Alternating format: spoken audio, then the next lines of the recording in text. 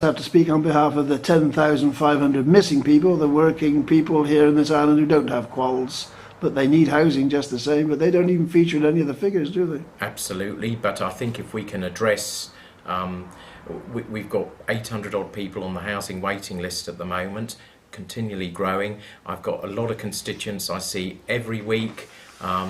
It's so frustrating, and some of them are in extremely difficult circumstances with children, mental health issues, totally inadequate housing they're housed in at the moment. But wherever the people have come from, they may have been here for 8 years, 7 years, 6 years, they deserve to be properly housed, don't they? Totally agree, absolutely. And this is why I think planning has been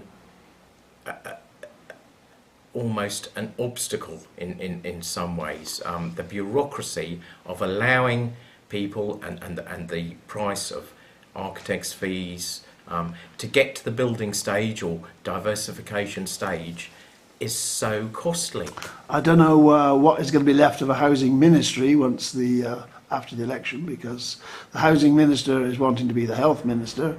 There's a vacancy going to come up if there is still a ministry of housing, and would that be of interest to you?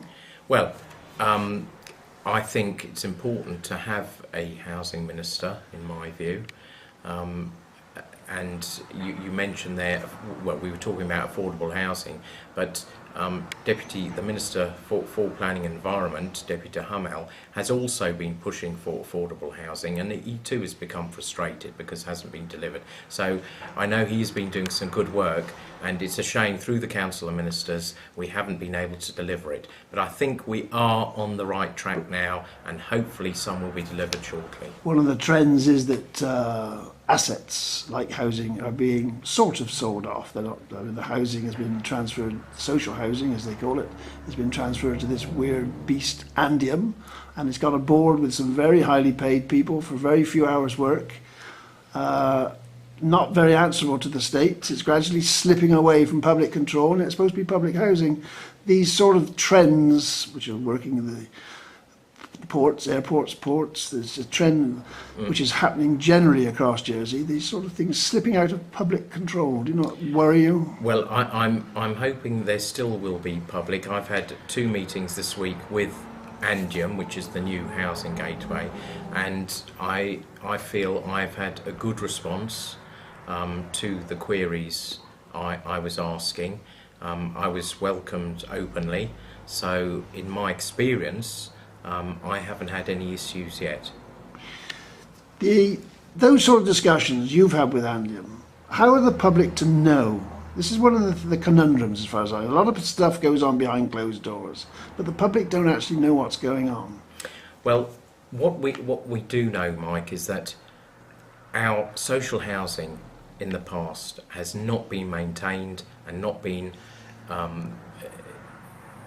delivered to a high enough level of quality. Now, we have just borrowed 240 million, or whatever the figure is, through Andium, and I think that was the right thing to do. I believe we will look back and say the bond at the interest rate will be a good deal for the island. Now, how else were we to have a surge of, and I've been to see some, Shoreditch Carrow, Pomdor Farm Estate in my district.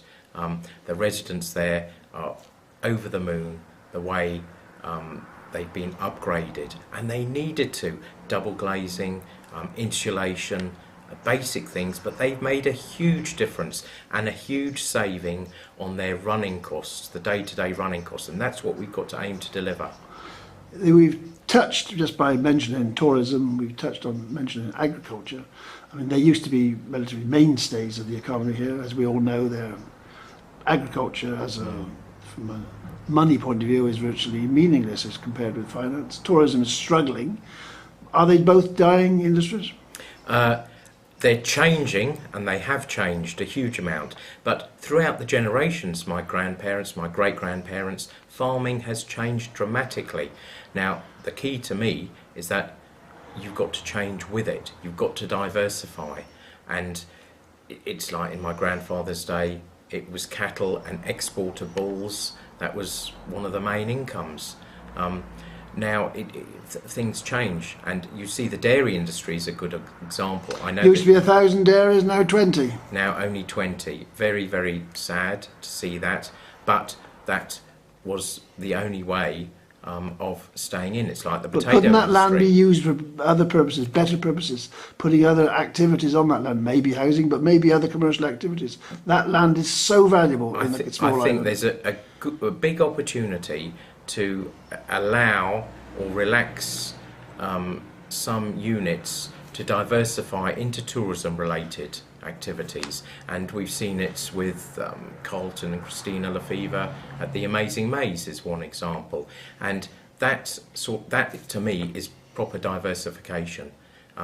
People want self-catering units. The visitor market is changing. We've got to adapt quicker to the needs of our customers. And I don't believe we've been doing that. I'm old enough to remember the strawberry farm, which was a strawberry farm, an agricultural activity with an entertainment bias to it. It was. Well, I too am old enough to remember that, and I used to go up there with my mum and end up with a stomachache for eating so many strawberries whilst picking them. But everything changes, doesn't it? absolutely, and we can change. I think, as you're aware, on our farm we developed a farm shop.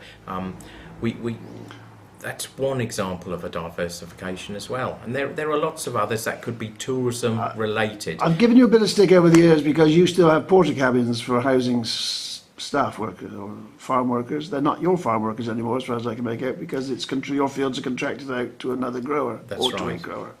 Is that a satisfactory situation? You're interested in housing, but is that a satisfactory situation to have people housed in porta cabins? Well, originally when we applied for staff accommodation, we wanted block built accommodation. Planning themselves said, no, sorry, you can't have that. You must put portable type accommodation.